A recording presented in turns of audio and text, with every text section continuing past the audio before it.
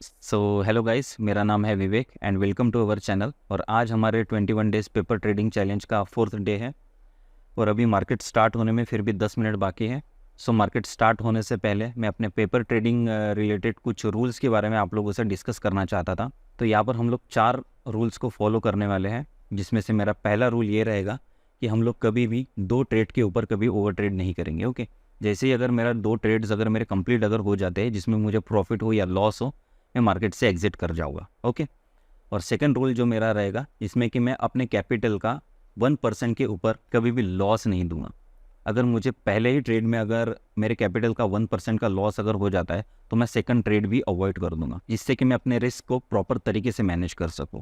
और third rule रहेगा हमारा कि अगर मैं जो भी ट्रेड कर रहा हूं तो वो ट्रेड के पीछे मेरे पास 3 सॉलिड रीजंस होने चाहिए कि मैं मार्केट में आज क्यों एंट्री ले रहा हूँ। अगर मेरे पास 3 सॉलिड रीजंस अगर मुझे मार्केट में नहीं नज़र आते हैं कि आज मुझे ट्रेड क्यों करना चाहिए, तो मैं उस दिन का ट्रेड स्किप कर दूंगा।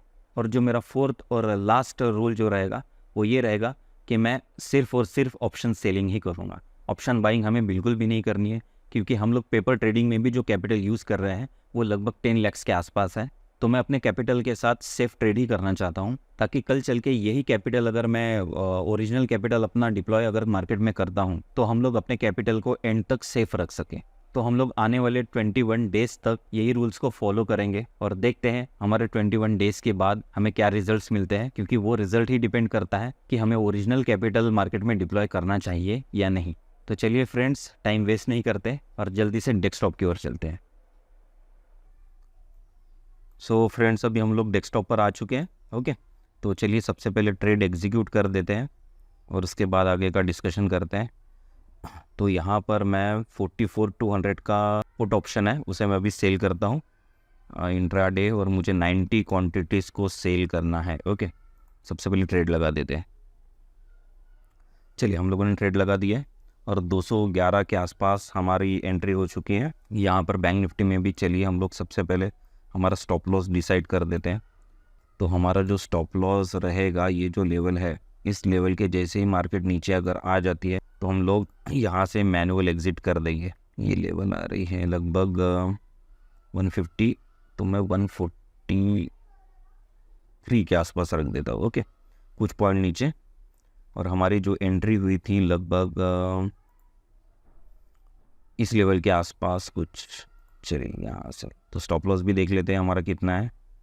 तो बैंक निफ्टी के इंडेक्स के पॉइंट्स के हिसाब से अगर मैं देखूँ तो मेरा लगभग 70 पॉइंट्स के आसपास का मेरा स्टॉप लॉस रहेगा, और जो मेरा टारगेट रहेगा वो रहेगा लगभग 450 के आसपास।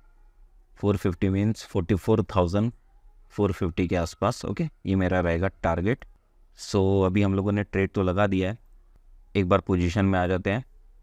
तो अभी जो हमारी पोजीशन चल रही है लगभग हम लोग 1000 के आसपास के प्रॉफिट में चल रहे हैं। ओके, तो चलिए वेट करते हैं मार्केट में क्या मूवमेंट आती है।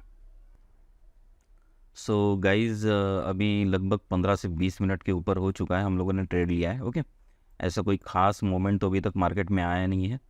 सो चलिए हमारे पोजीशन भी एक बार देख लेते हैं।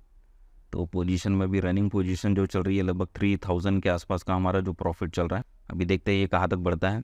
तो चलिए, मैं तब तक सोचा है कि आप लोगों को ट्रेड लेने के कुछ रीज़न्स जो थे मैं आप लोगों को वो एक्सप्लेन कर देता हूँ। ओके, और आप लोगों को पता है कि मैं हमेशा सेलिंग ही करता हूँ। अब सेलिंग करने का रीज़न एक्चुअल में ये होता है कि यहाँ पर अगर मैं बाय करता हूँ और मार्केट अगर थोड़ा देर भी अगर साइड वेज में चली जाती है तो यहाँ पर क्या होगा कि यहाँ पर टाइम डिके होता है और ऑप्शन बाइंग में लॉस होता है। बट अभी आप देख सकते हो कि मार्केट में बहुत ज़्यादा कुछ मूवमेंट आई नहीं है, लगभग 30 पॉइंट्स के आसपास ही मार्केट ऊपर है। बट यहाँ पर अगर आप देखोगे तो हमें अभी भी 2500 के आसपास का प्रॉफिट चल रहा है। तो ये क्यों हो रहा है? क्योंकि यहाँ पर हो रहा है टाइम डिके। अब टाइम डिके ये एकदम नेचुरली प्रोसेस है जो कि ऑप्शंस में होती ही है। तो इस वजह से मेरा जो हमेशा फेवर रहता है ऑप्शन सेलिंग के लिए ही रहता है। तो हमारा जो पहला जो रीज़न था, यहाँ पर आप देख सकते हैं जो मार्केट ने पैटर्न बनाया है। सबसे पहले मार्केट आज जहाँ से भी ओपन हुई है, ओपन होने के बाद मार्केट ने एक लो बनाया था, और उसके बाद अगर आप देखोगे कि एक हाई बनाया है, और उसके बाद फिर से एक लो बनाया, और इसके बाद फिर से एक हाई बनाया। तो ये जो पैटर्न आपको नज़र आएगा यहाँ पर, ये एक्चुअल में ये पैटर्न ऐसा आ रहा है। ठीक है, तो ये पैटर्न कैसा होता है कि मार्केट यहाँ से स्टार्ट हुई, एक पहले लो बनाया, उसके बाद एक हाई बनाया, और ये हाई बनाने के बाद एक फिर से एक न्यू लो बनाया। बट ये जो न्यू लो है, ये पहले वाले लो से अपर साइड में था, मतलब ये क्या होता है, इसका डायरेक्शन कैसा है, इस टाइप में। तो इसे क्या कहते हैं, low high, lower high and higher high. तो ये जो पैटर्न होता है यहाँ पर, ये इंडिकेट करता है कि यहाँ से मार्केट अभी थोड़ा बुलिश साइन दे रही है। ओके, तो ये मेरा पहला एक रीज़न था। अब सेकंड रीज़न की ओर चलते हैं, इसे सबको डिलीट कर देता हूँ मैं। अब सेकंड जो मेरा रीज़न था, आप कल का लो देख सकते हैं, जो फ्राइडे का जो लो था, मार्केट ने आज क्या किया है कि जैसे लो बनाया था उसके बाद मार्केट एक थोड़ा बुलिश साइड में चली गई और यहाँ पर उसको रेजिस्टेंस मिला था, और ये रेजिस्टेंस मिलने के बाद मार्केट फिर से यहाँ से लो साइड में आई थी, जिसने एक नया लो बनाया था। ठीक है, जो कि हमने पहले पॉइंट में डिस्कस कर चुके हैं। ओके, तो यहाँ पर आप देख सकते हैं कि मार्केट ने यहाँ पर ब्रेकआउट दिया, और जैसे ही ब्रेकआउट दिया तो हमें यहाँ पर एक सेकंड कन्फर्मेशन मिल गया कि मार्केट आज बुलिश ही रह सकती है। तो ये था हमारा सेकंड रीज़न। और अब आ जाते हैं थर्ड रीज़न की ओर। थर्ड रीज़न जो हमारा था कि आज का जो हाई है, ठीक है, आज का हाई है, ये इसलिए इंपॉर्टेंट था क्योंकि पहली जो कैंडल है वो काफ़ी बड़ी रेड कैंडल बनी थी। ओके, ये आप देख सकते हैं।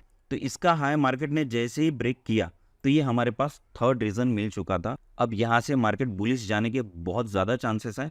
सो दैट्स वाई मैंने क्या किया है कि पुट को मैंने तुरंत ही सेल कर दिया।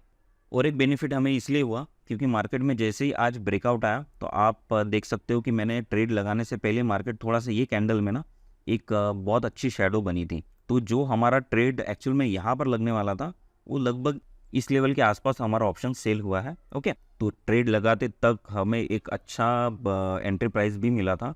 तो अभी देख लेते हैं कि फाइनल अभी पोजीशन अभी क्या चल रही है। लगभग 2500 के आसपास का हमारा अभी भी प्रॉफिट चल रहा है। रिफ्रेश कर लेते हैं।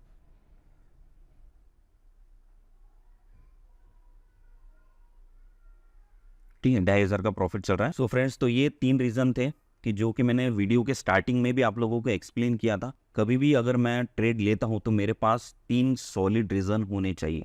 अगर मेरे पास 3 सॉलिड रीज़न नहीं है तो मैं उस दिन का ट्रेड स्किप कर दूंगा। मुझे कोई फ़र्क नहीं पड़ता है कि आज मार्केट में क्या मूवमेंट हो रही है, क्योंकि ट्रेडिंग में ये भी चीज़ सीखनी बहुत ज़रूरी है कि हमें स्किप करना भी आना चाहिए। ऐसा ज़रूरी नहीं है, कहीं पर ये रूल बना हुआ नहीं है कि आप लोगों ने डेली ट्रेड करना चाहिए। अगर आज मेरे सभी पॉइंट्स बैठ जाते हैं और मुझे लगता है मार्केट आज मेरे फेवर में जा सकती है, तभी जाके मैं ट्रेड एग्जीक्यूट करता हूँ। अदरवाइज अगर मुझे लगा पिछले 3 दिनों से भी अगर मार्केट मेरे फेवर में नहीं है तो मैं कभी ज़बरदस्ती से मार्केट में एंट्री लेने की कभी कोशिश नहीं करता। ओके, और यही छोटी छोटी चीज़ें जो है ये आपको एक प्रोफेशनल ट्रेडिंग की ओर लेकर जाती हैं और इसी से हमारा ट्रेड इंप्रूव होता है। ओके, तो चलिए अभी हमारी फाइनल पोजीशन क्या रहेगी ये तो अभी मैं आपको मार्केट के एंड होने के बाद ही आपको दिखा सकता हूँ। तो चलिए 3:30 के बाद फिर से एक बार मिलते हैं।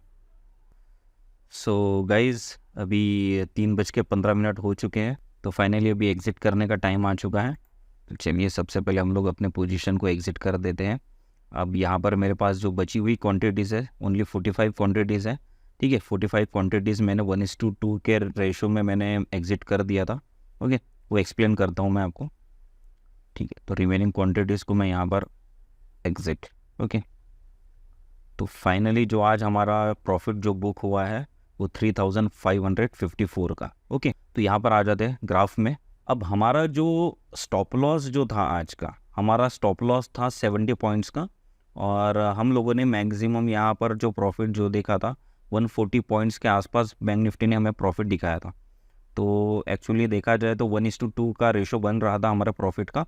तो इस वजह से मैं हमेशा जैसे करता हूँ आज भी मैंने वही चीज़ की है। मैंने हाफ क्वांटिटी 1:2 के रेशो में मैंने एग्ज़िट कर दिया, और बाकी रिमेनिंग क्वांटिटीज़ जो है वो मैं होल्ड कर रहा था कि जब तक मेरा ये टारगेट के आसपास या फिर टारगेट मेरा अचीव नहीं हो जाता है। ठीक है, तो इसका एक बेनिफिट हमें आज ये हुआ है कि आप देख सकते हो मार्केट वहाँ से रिवर्स आकर हमारे बिल्कुल सेलिंग पॉइंट्स के आसपास अभी ट्रेड कर रही है, बट फिर भी हम लोग यहाँ पर आज 3500 के प्रॉफिट में अभी भी चल ही रहे। ओके, अब इसका रीज़न यही था कि हम लोगों ने हाफ क्वांटिटी यहाँ पर एग्जिट कर दी, मतलब मैंने प्रॉफिट में बुकिंग कर दिया था आधा, और आधी क्वांटिटी मैंने 3:15 के आसपास अभी एग्जिट कर दिया। ओके, तो आ जाते हैं रिपोर्ट्स में, एक बार देख लेते हैं। डे वाइज रिपोर्ट्स देख सकते हैं। फर्स्ट डे हमारा 9800 का प्रॉफिट था, सेकंड डे हमारा लॉस था 650 के आसपास, थर्ड डे हमारा 5600 के आसपास का प्रॉफिट था। ओके, और फाइनली आज फोर्थ डे है हमारे 21 डेज पेपर ट्रेडिंग चैलेंज का, और आज फोर्थ डे भी हम लोगों ने 3500 का प्रॉफिट बुक किया है। ओके, तो यहाँ पर हम लोग सबसे पहले हम एक्सेल हमारा जो है वो एग्जिट कर देते हैं, प्रॉफिट देख लेते हैं कितना हुआ है। 3,554 3,554 ओके, इसे कर देते हैं हम लोग ग्रीन। ठीक है, तो देख सकते हैं 11 अक्टूबर को 9,000 का प्रॉफिट। तो इस हिसाब से मैं डेली एक्सेल भी यहाँ पर अपडेट कर रहा हूँ। तो अभी तक जो हम लोगों ने टोटल प्रॉफिट जो गेन किया है 4 दिनों में, वो है 19,753 के आसपास। ओके, तो अभी भी हमारे पास जो रिमेनिंग डेज बचे हुए 17 डेज अभी भी हमारे पास बचे हुए। तो हो सकता है हम लोग ये प्रॉफिट से पहले माइनस पे भी आ सकते हैं। अब ये तो डिपेंड करता है कि मार्केट कैसा बिहेव करती है और हमारा ट्रेड लेने का लॉजिक क्या रहने वाला है। फिलहाल अभी तो हम लोग 19,000 के प्रॉफिट में चल रहे हैं और आगे भी कोशिश करेंगे मैक्सिमम जितना हो सके रिस्क फ्री ट्रेड लिया जाए और इसी तरह प्रॉफिट बुकिंग करते रहे। ओके, सो गाइस आज के लिए इतना ही। तो चलिए कल मॉर्निंग में फिर से एक बार मिलते हैं। Take care and have a nice day.